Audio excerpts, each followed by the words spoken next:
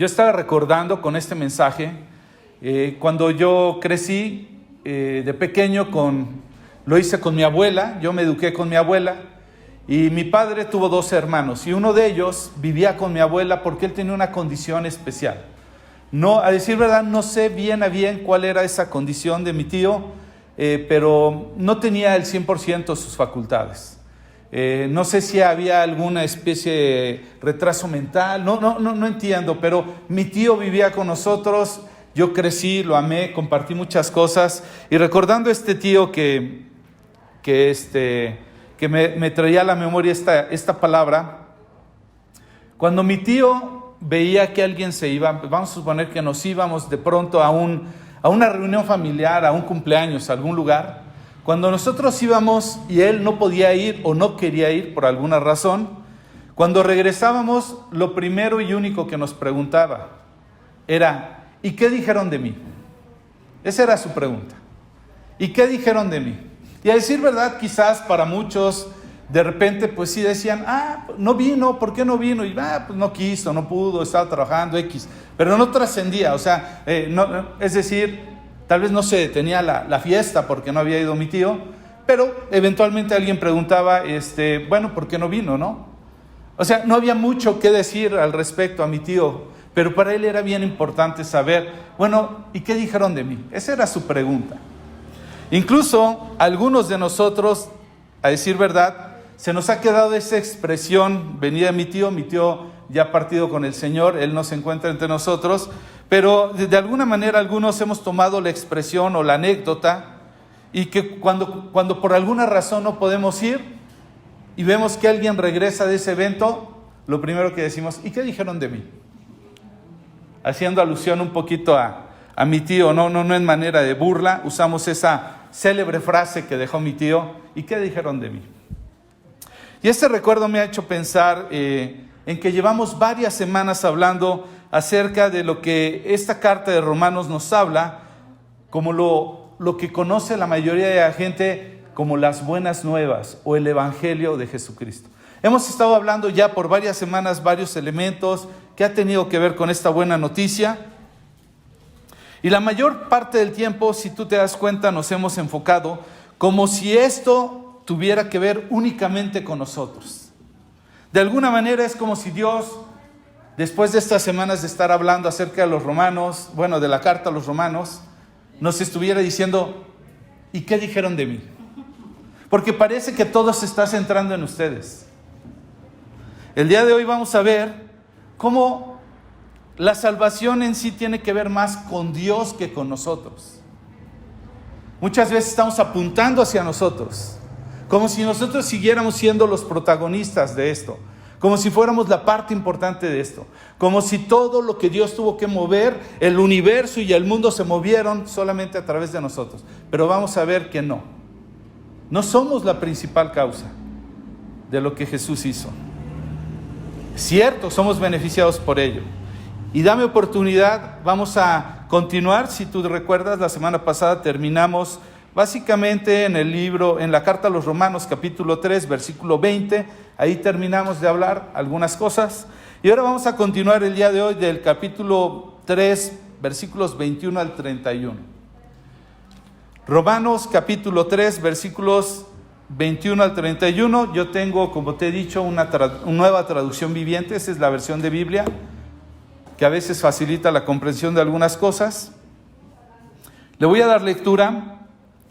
Y dice la Escritura, Romanos capítulo 3, versículo 21, dice: pero ahora, tal como se prometió tiempo atrás en los escritos de Moisés y los profetas, Dios nos ha mostrado cómo podemos ser justos ante Él sin cumplir las exigencias de la ley. Híjole, qué gran dilema. ¿Cómo poder ser justos ante Él sin cumplir las exigencias de la ley? Dios nos hace justos a sus ojos cuando ponemos nuestra fe en Jesucristo. Y eso es verdad para todo el que cree, sea quien fuere. Versículo 23 dice: pues todos hemos pecado, nadie puede alcanzar la meta gloriosa establecida por Dios.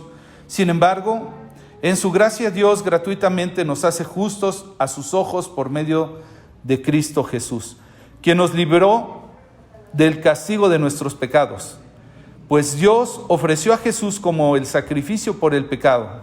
Las personas son declaradas justas a los ojos de Dios cuando creen que Jesús sacrificó su vida al derramar su sangre. Ese sacrificio muestra que Dios actuó con justicia cuando contuvo y no castigó a los que pecaron en el pasado, porque miraba hacia el futuro y de ese modo los incluiría en lo que llevaría a cabo en el tiempo presente.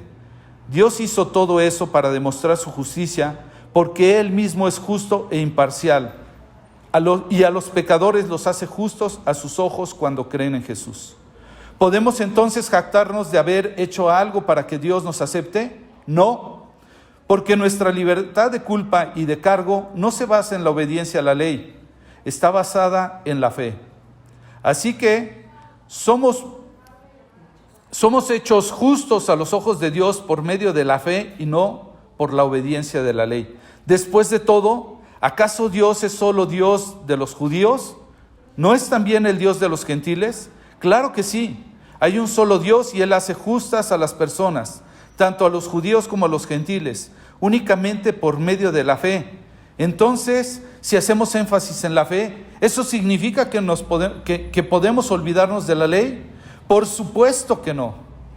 De hecho, solo cuando tenemos fe cumplimos verdaderamente la fe.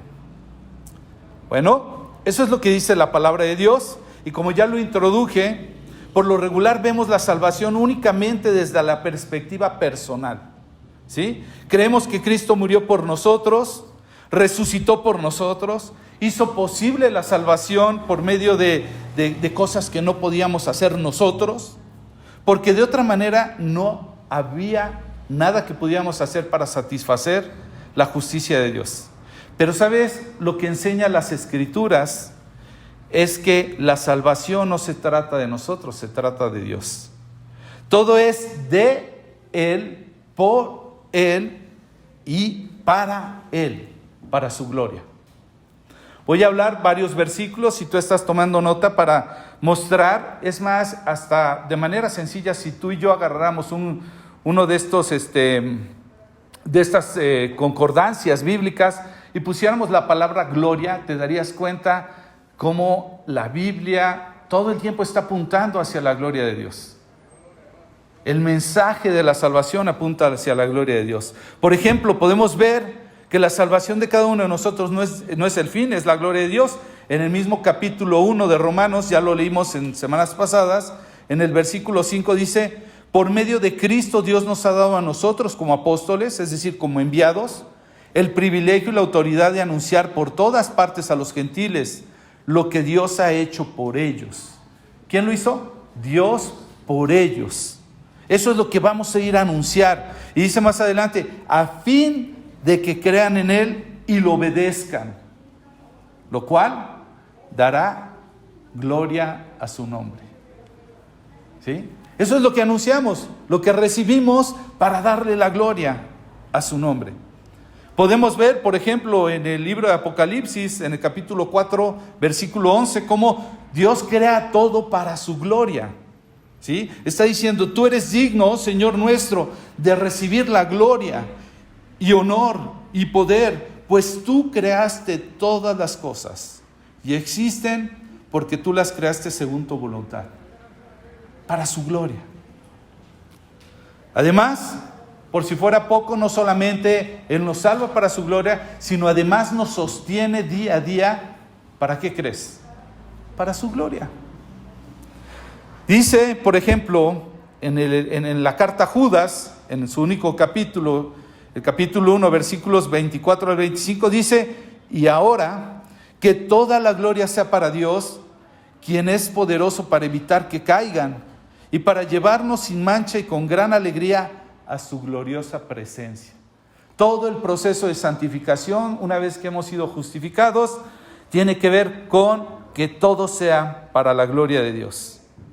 Dice el 25 de Judas 1, que toda la gloria sea para Él, quien es el único Dios, nuestro Salvador, por medio de Jesucristo nuestro Señor.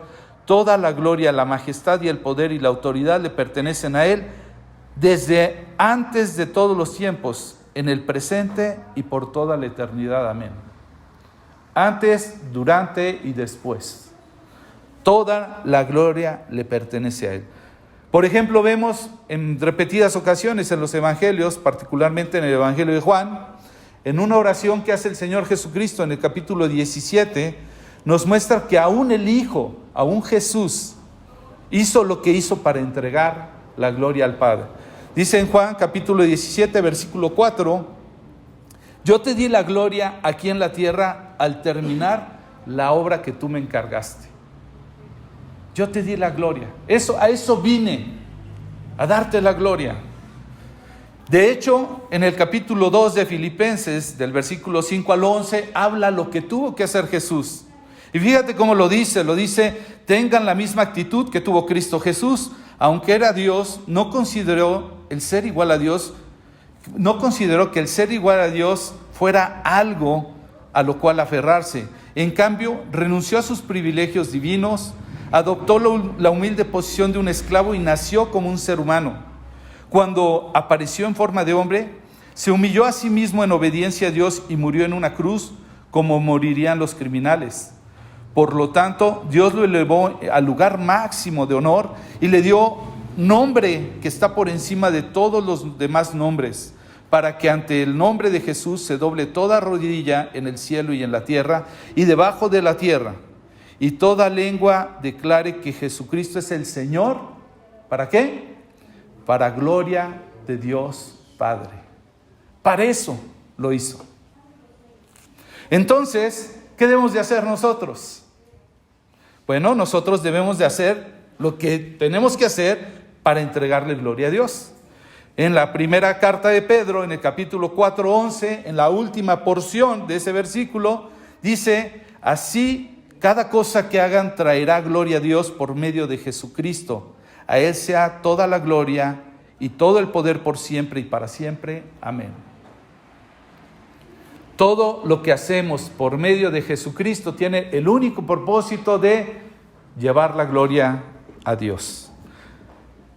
Entonces, el propósito eterno de la salvación es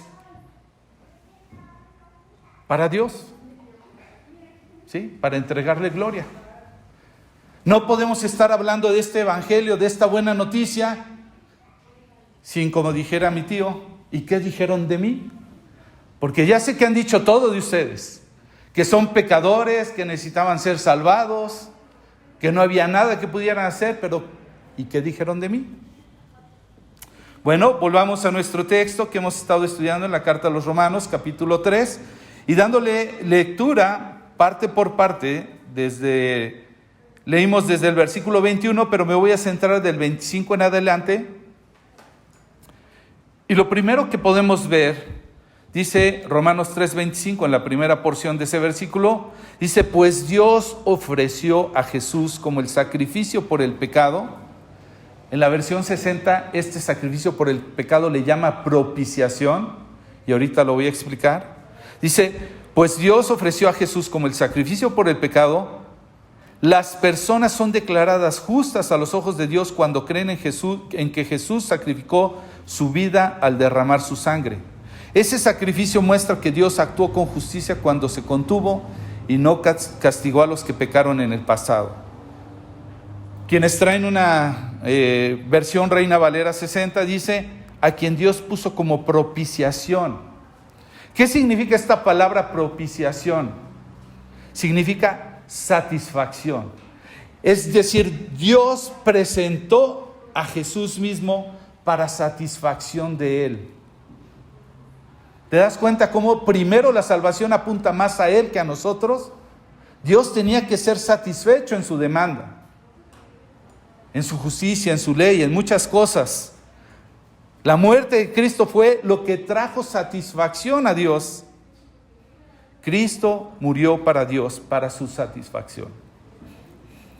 Como tú recuerdas, se cita en diferentes textos de la Escritura que Jesús era el Cordero inmolado. ¿Por qué razón se manifiesta que Jesús era el Cordero? Bueno, tú recordarás que en el Antiguo Testamento los sacrificios se hacían de una manera con los corderos. De hecho, se establece la Pascua en ese sentido. Y lo que se está estableciendo ahí es que esos sacrificios era un sacrificio momentáneo, ¿sí? Temporal. ¿Para qué? Para tratar de satisfacer de alguna manera la ofensa que el hombre había hecho a Dios. Eran ofrendas que uno traía para tratar de satisfacer a Dios, porque le habíamos ofendido con nuestros pecados. Y lo que dice la carta a los Hebreos en el capítulo 10:4, de alguna manera hace mención en este paralelismo. Si tú lees el capítulo 10, vas a encontrar el paralelismo entre el sacrificio del Señor Jesús con esos sacrificios. Pero el capítulo 4 dice que como tal esos animales nunca iban a poder quitar los pecados. Nunca, nunca. ¿Sí? ¿Sabes que si alguno de esos animalitos hubiera podido quitar el pecado, entonces no hubiera habido necesidad de que Cristo hubiera muerto? Pero dado que no lo lograban, tuvo que venir el Cordero de Dios, el único sacrificio que pudo traer esa satisfacción delante de Dios. Solo hay un solo sacrificio, con un solo sacrificio y para siempre. Eso es lo que dice la Escritura.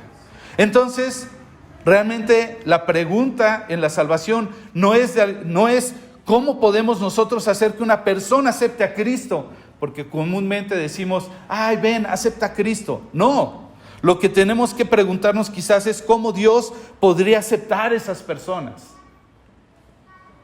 ¿Y cómo lo puede hacer? Solamente mediante Cristo. Dios no podría aceptar si no va Cristo por delante. A veces presentamos un evangelio que pareciera que dependiera de que esa persona que es mala eventualmente, no siempre es tan mala, por favor le diera una oportunidad al Señor Jesucristo y lo aceptara en su corazón. Cuando en realidad lo que tenemos que presentarles a esa gente es que sin ese camino, esa verdad y esa vida, nadie puede ir al Padre. Si no es por medio de Jesucristo, no va a poder tener un encuentro con el Padre. No es, te voy a dar una oportunidad, Dios, a ver, convénceme. Tenemos que preguntarnos en esta mañana cómo Dios podría aceptar a personas que nunca hubieran podido satisfacerlo a Él. Si te das cuenta, no está basado en lo que tú y yo podemos hacer, ni aún esa persona, sino en lo que Cristo pudo hacer por nosotros. Entonces, ¿cómo la muerte de Cristo en la cruz pudo satisfacer a Dios? ¿Cómo pudo glorificarle? Bueno, pues te voy a hablar de 4 cosas. 4 cosas que muestran cómo fue que esa cruz de Cristo, ese sacrificio de Cristo, realmente pudo glorificar a Dios, satisfacerlo, y que con ello nosotros pudiéramos ser beneficiados en una salvación. La primera cosa, si tú estás tomando nota, es porque la cruz de Cristo declara la justicia de Dios.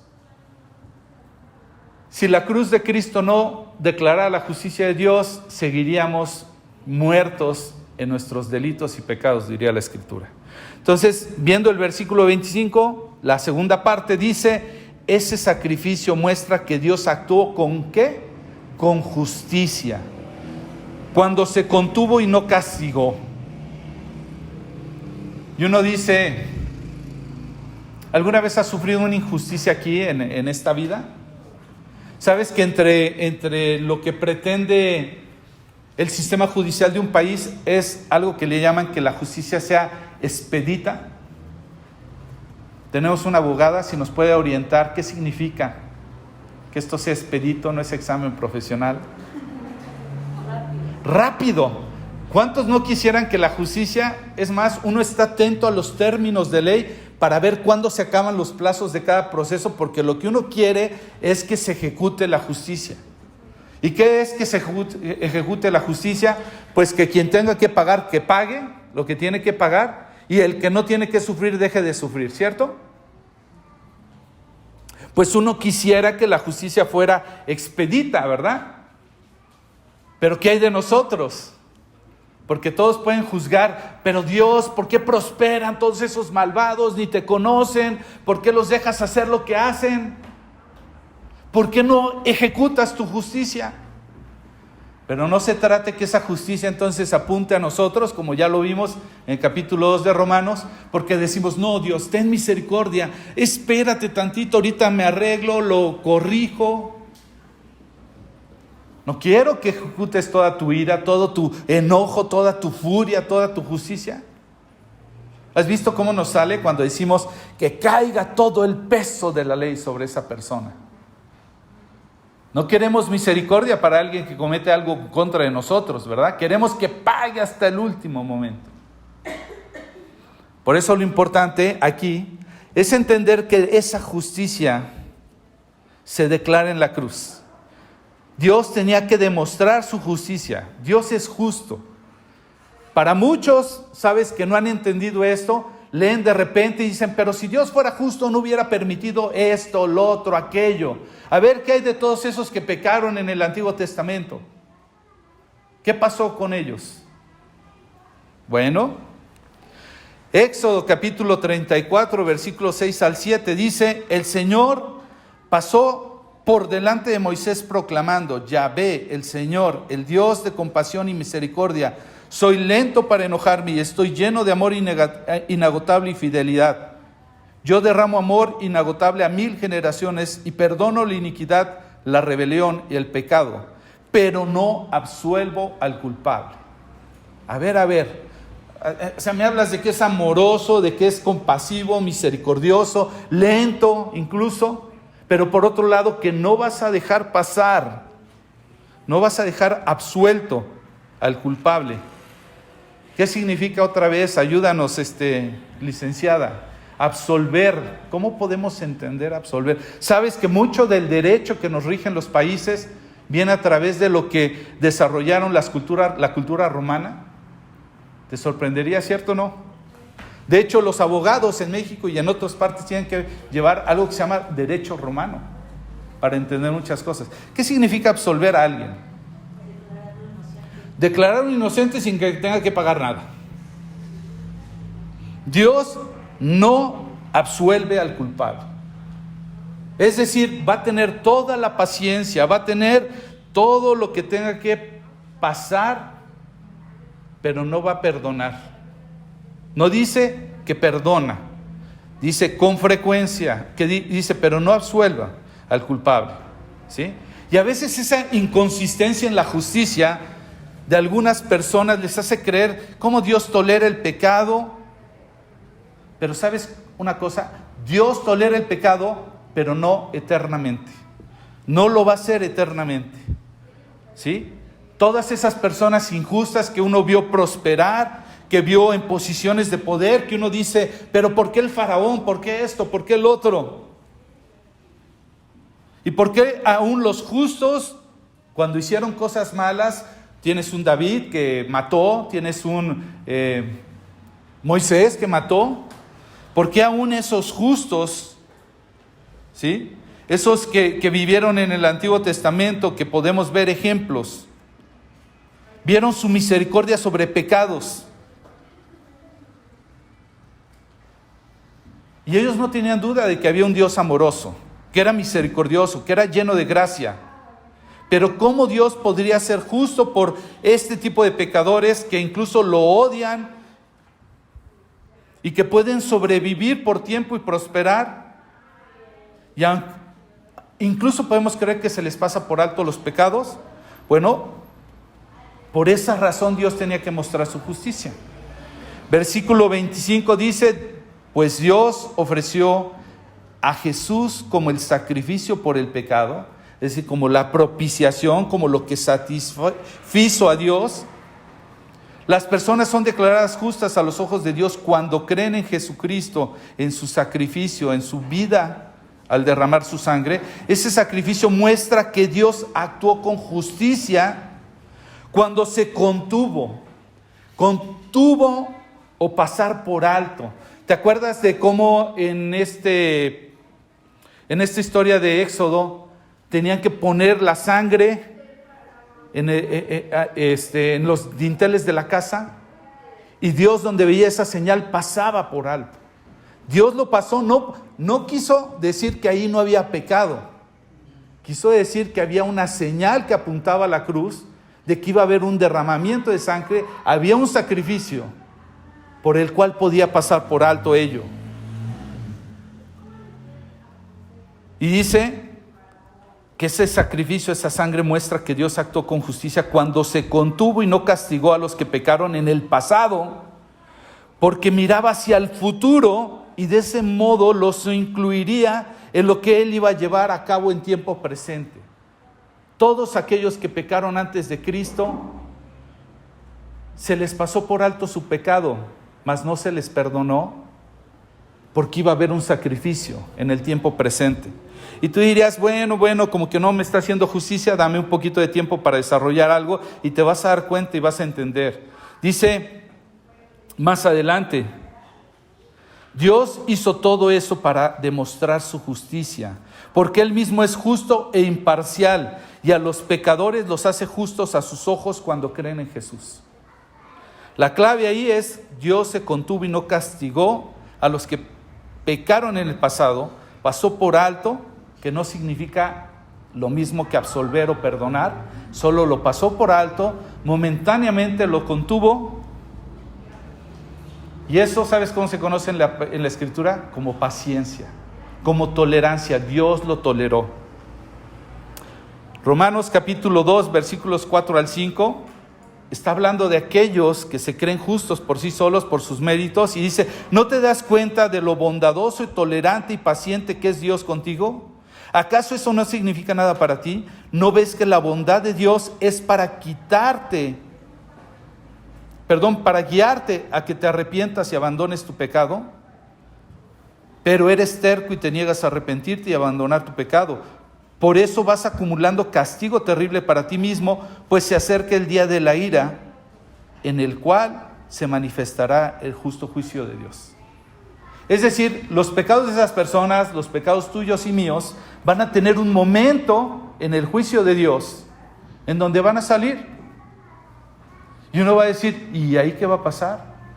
Pues nada, simplemente si se presenta el abogado por nosotros, va a decir, cierto, pecaste todo esto, tus pecados pasados, tus pecados presentes, tus pecados futuros, y te vas a parar delante del que te va a justificar, delante de Dios,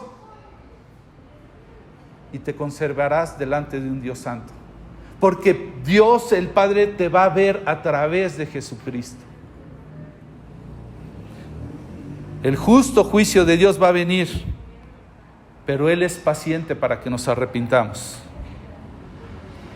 Lo que dice aquí la Escritura es que Cristo es la satisfacción que demuestra esa justicia frente a la tolerancia a los pecados pasados. ¿Y cómo es esto? Tú puedes decir, oye Luis, a ver, explícame. ¿Sabes que desde que pecó Adán y todos los que posteriormente han venido pecando, Dios lo único que hizo fue contener su juicio? Ciertamente hubo evidencias de algunos juicios, quizás el más determinante, el diluvio, pero de ahí en fuera fueron juicios parciales. El verdadero juicio para toda la humanidad va a llegar y va a tener un día. El día del juicio se conoce. Y ese día Dios no va a contener nada y va en ese momento ver, ¿tú has creído en mi Hijo y en lo que Él hizo? Porque en lo que Él pudo dar satisfacción, entonces tú eres salvo. ¿No crees en ello? Entonces yo no voy a contener mi juicio sobre todo el pecado que has cometido. Eso se llama el juicio. Cuando tú lees, hay varios juicios, cuando tú lees la Escritura en la carta de los Hebreos, en el capítulo 6, que con frecuencia cito, habla acerca de los rudimentos de la doctrina de Cristo. Y uno tiene que ver, por lo menos, que sepamos que hay el juicio eterno. Este momento en donde Dios va a separar a aquellos que creyeron de los que no creyeron. Ese es uno de los juicios. Juicio eterno es una doctrina básica, no voy a entrar más en detalle. Pero lo que podemos ver, por ejemplo, en el libro de los Hechos, en el capítulo 17:30, dice: en la antigüedad Dios pasó por alto la ignorancia de la gente acerca de estas cosas, pero ahora Él manda que todo el mundo en todas partes se arrepienta de sus pecados y vuelva a Él, pues Él ha fijado un día para juzgar al mundo con justicia. ¿Te das cuenta? En el pasado ellos no tenían claro esto, porque no había muerto Cristo. Pero en este tiempo, por eso dice, en la antigüedad Dios pasó por alto la ignorancia de la gente acerca de estas cosas. Pablo estaba hablando acerca de cosas con unas personas que apuntaban a la obra de Cristo, a su sacrificio. Y dice, bueno, en el pasado, les dice a estas personas, Dios lo pasó por alto, por la ignorancia, porque no conocían, no sabían de ese sacrificio. Pero ahora Él manda que todo el mundo en todas partes se arrepienta de sus pecados y vuelvan a Él, pues ha fijado un día para juzgar al mundo con justicia. Entonces te das cuenta, los creyentes del Antiguo Testamento fueron a la presencia de Dios, aunque pecaron y no tuvieron un sustituto en el momento, o alguien que fue propicio o que satisfaciera la demanda de Dios. ¿Fue por los sacrificios que hacían en el pasado? No, ya lo vimos. Hebreos 10:4 dice que los sacrificios no iban a quitar el pecado. ¿Por qué fue? Pues la manera en la que podemos ver un Dios que es completamente justo, aunque de momentos parece que esa justicia no es consistente, la manera es en que en el momento en que Dios dispuso la cruz, no lo hizo hasta que Cruz fue a la cruz. Dios lo dispuso hasta antes. Apocalipsis capítulo 13, versículo 8, ¿sabes qué dice? Y adoraron a la bestia todos los que le pertenecen a este mundo, aquellos cuyos nombres no estaban escritos en el libro de la vida que pertenece al Cordero que fue sacrificado antes de la creación del mundo.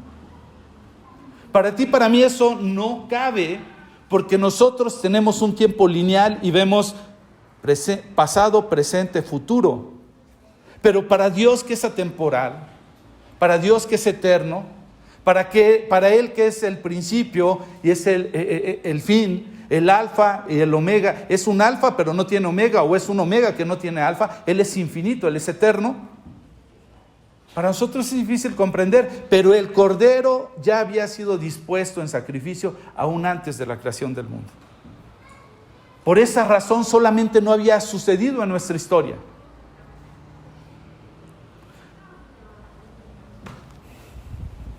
Cristo fue siempre el Cordero, incluso antes de que nosotros en una historia pudiéramos registrar que ese hombre llamado Jesús fue a la cruz. Por eso fue que las personas del Antiguo Testamento se les pudo pasar por alto el pecado en función de lo que Cristo iba a hacer en algún momento, lo cual permite que la cruz se extienda al pasado, hacia esa gente, pero también permite que fuera presente para los que estaban viviendo el momento y se extendiera para nosotros. Entonces Dios es justo y se satisface por medio de ese sacrificio en la cruz de Cristo. Versículo 25 en la segunda parte, 26 de Romanos 3 que estamos viendo, dice: pues Dios ofreció a Jesús como sacrificio por el pecado. Las personas son declaradas justas a los ojos de Dios cuando creen en Jesucristo, que Jesús sacrificó su vida derramando su sangre. Ese sacrificio muestra que Dios actuó con justicia cuando se contuvo y no castigó a los que pecaron en el pasado, porque miraba hacia el futuro y de ese modo los incluiría en lo que Él llevaría a cabo en el tiempo presente. Dios hizo todo eso para demostrar su justicia, porque Él mismo es justo e imparcial. Sería una injusticia para los que estuvieron en el pasado, ¿no? Dice, es justo e imparcial y a los pecadores los hace justos a sus ojos cuando creen en Jesús. Ahí está la justicia de Dios. La salvación, el sacrificio, la buena noticia, glorifica a Dios por su justicia. Él es justo, no se le fue uno, todos tuvieron y van a tener oportunidad. Jesús ya había pagado por nuestros pecados aún antes de haberlos cometido. Porque es justo e imparcial. La clave es cuando creen en Jesús. Entonces, entendemos la muerte de Cristo en relación con nosotros, pero debemos de entender la muerte de Cristo en relación con Dios. Si no, de otra forma, Dios nos estaría diciendo, ¿y qué dijeron de mí? Eso nos permite glorificar a Dios por los siglos de los siglos, por lo que ya hizo, por lo que está haciendo y por lo que va a hacer. ¿De acuerdo? Bueno, este punto fue un poco más largo, pero era el más medular de todos. La segunda cosa que, si tú estás tomando nota, glorifica a Dios y tiene que ver con la cruz de Cristo, es porque la cruz exalta la gracia de Dios. No solamente su justicia, sino su gracia. Más adelante, capítulo 3 de Romanos, en el versículo 27 y 28 dice, ¿podemos entonces jactarnos de haber hecho algo para que Dios nos acepte? No, porque nuestra libertad de culpa y de cargo no se basa en la obediencia de la ley, está basada en la fe. Así que somos hechos justos a los ojos de Dios por medio de la fe y no por obedecer la ley. Entonces, si Cristo llevó el pecado de todos en esa cruz, pues nosotros no hicimos nada, no nos podemos jactar de ello. ¿Estás de acuerdo? Es más, ni siquiera habíamos existido cuando Jesús ya lo hizo. Él ya había pagado. Todavía ni pecábamos, ni habíamos nacido y ya había pagado. Entonces no hay nada de lo que nos podamos jactar. ¿Sí? Arrepentimiento de obras muertas, que es la primera doctrina básica en Hebreos 6:1. Arrepentimiento de obras muertas apunta a que no es algo que nosotros podamos hacer que abone a nuestra salvación. ¿Sabes que todavía hay gente que está haciendo y haciendo cosas creyendo que eso va a abonar algo extra a su salvación? Viene a la iglesia, dice, es que estoy ofrendando, es que estoy sirviendo, es que estoy compartiendo el evangelio. No hay nada que podamos agregar a nuestra salvación. Dios ya lo hizo todo en el sacrificio de Jesús. No podemos felicitarnos por nada. Esto glorifica a Dios por su gracia, por su gracia. Fíjate cómo lo dice Efesios en el capítulo 2, del 8 al 10, versículos 8 al 10, dice, Dios los salvó por su gracia cuando creyeron. Ustedes no tienen ningún mérito en eso, es un regalo de Dios. La salvación no es un premio por las cosas buenas que hayamos hecho, así que ninguno de nosotros puede jactarse de ser salvo, pues somos la obra maestra de Dios, es decir, Él lo hizo. Él nos creó de nuevo en Cristo Jesús a fin de que hagamos las cosas buenas que preparó por nosotros tiempo atrás. Ahora hacemos cosas buenas, ¿por qué? ¿Por quién crees? Gracias a Cristo. No hay nada bueno en nosotros. Pero esto es por gracia. ¿Qué significa por gracia? Lo asociamos comúnmente con gratis. Pero lo he dicho muchas veces, el hecho de que para uno sea gratis no significa que para otro no costó. Es como si llego y te doy un regalo y te digo, te regalo esta agua. Pues a ti no te va a costar, pero alguien tuvo que pagar para que yo tuviera esa agua. No fue que salí y me encontré ahí el agua. Aún me lo hubiera encontrado, alguien pagó por ella. Entonces, que sea un regalo para ti no significa que no costó. La cruz de Cristo glorifica a Dios por su gracia, porque para ti, para mí no costó nada. Y eso nos permite ahora hacer la obra de Dios en Cristo Jesús para hacer buenas obras. Dios va perfeccionándonos, nos lleva a hacer buenas obras. ¿Sabes cómo se le conoce eso? En la teología se le conoce como santificación.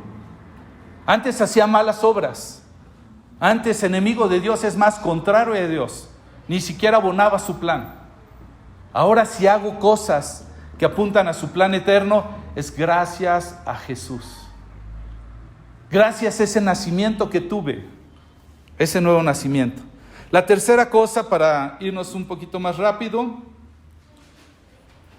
si tú estás tomando nota, la tercera cosa en la que la cruz glorifica a Dios, el sacrificio de Cristo glorifica a Dios, es porque la cruz exalta la consistencia de Dios.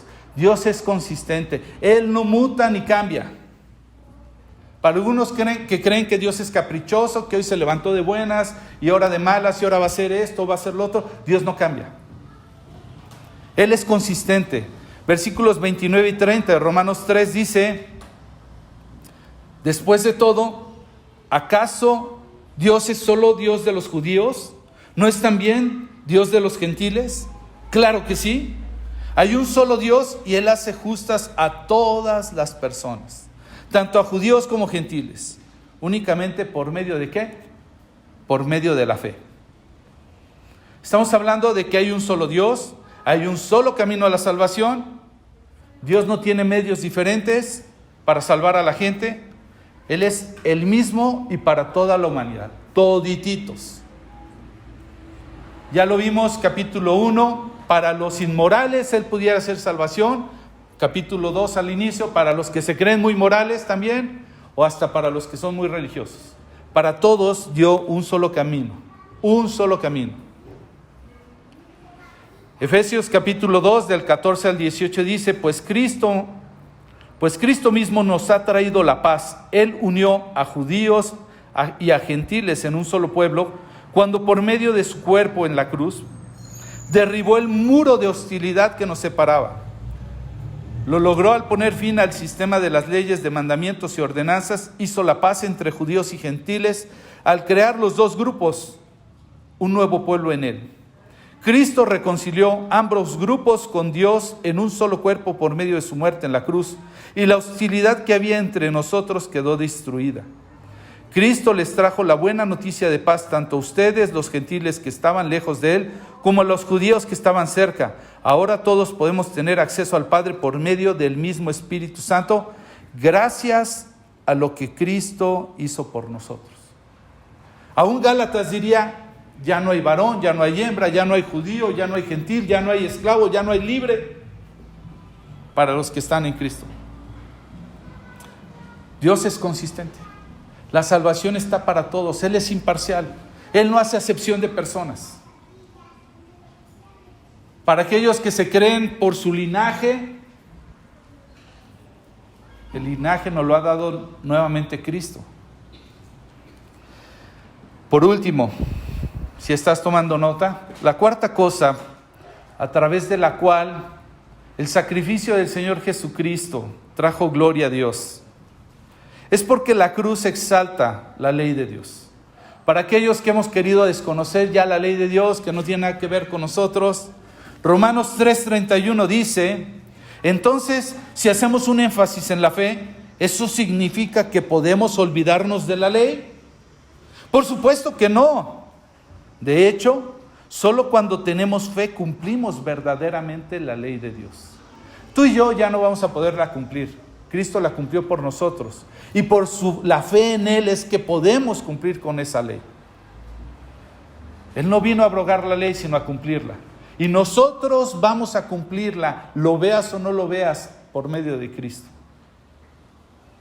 ¿Cómo es que la cruz de Cristo,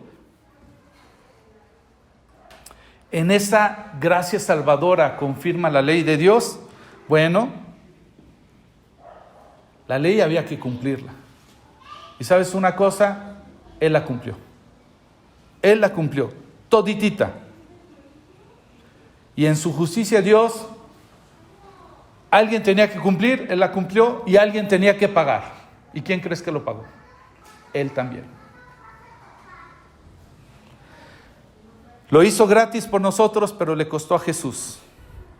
Con eso, Él cumplió la ley. La ley fue cumplida. La cruz muestra lo que nos tocaba, lo horrendo, lo que tú y yo merecíamos. Merecíamos estar ahí. Cuando tú oyes en Hebreos decir horrenda cosa es caer en manos de un Dios vivo, imagínate, ahí estaba Jesús cayendo como una cosa horrenda en manos de un Dios vivo, dejando ir toda su ira, todo su enojo contra la maldad y el pecado. Eso te tocaba a ti, me tocaba a mí. Lo horrendo que es el pecado Él se hizo pecado por nosotros, Él se hizo maldito, Él fue a una cruz. Eso que nos tocaba, solo lo hubiéramos podido ver si hubiéramos conocido la ley. La ley, como ya lo vimos en pasajes pasados, ahí mismo en Romanos 3, yo no hubiera sabido que era pecado si no fuera por la ley. La cruz es lo que muestra. Ahora no solo hacemos las obras de la ley, sino que además las hacemos sabiendo que eso va a satisfacer a nuestro Dios y le va a entregar gloria. Pero eso no lo hacemos por sí solos, lo hacemos gracias a Jesucristo, a su sacrificio. Pasamos de ser enemigos de una ley que nos estorbaba pecar, de aborrecerla, amarla. Hay varios versículos, tal vez no has desarrollado esto, pero de momento yo estoy seguro que Dios ha puesto por su Espíritu Santo un amor por su palabra. Salmo 119, 97 dice: oh, cuánto amo tu ley. No todo el tiempo lo podemos, porque todavía hay una lucha. Más adelante vamos a hablar en la carta a los Romanos, capítulo 5, 6, esa lucha. Pero llenos del Espíritu Santo de Dios, no hay otra cosa más que amar lo que Él ha puesto como su ley. Entonces, Dios es glorificado en la cruz. Si nosotros no comprendemos correctamente lo que produjo la cruz, nunca vamos a comprender correctamente que Jesús murió principalmente para satisfacer a Dios. Tú y yo somos el beneficio.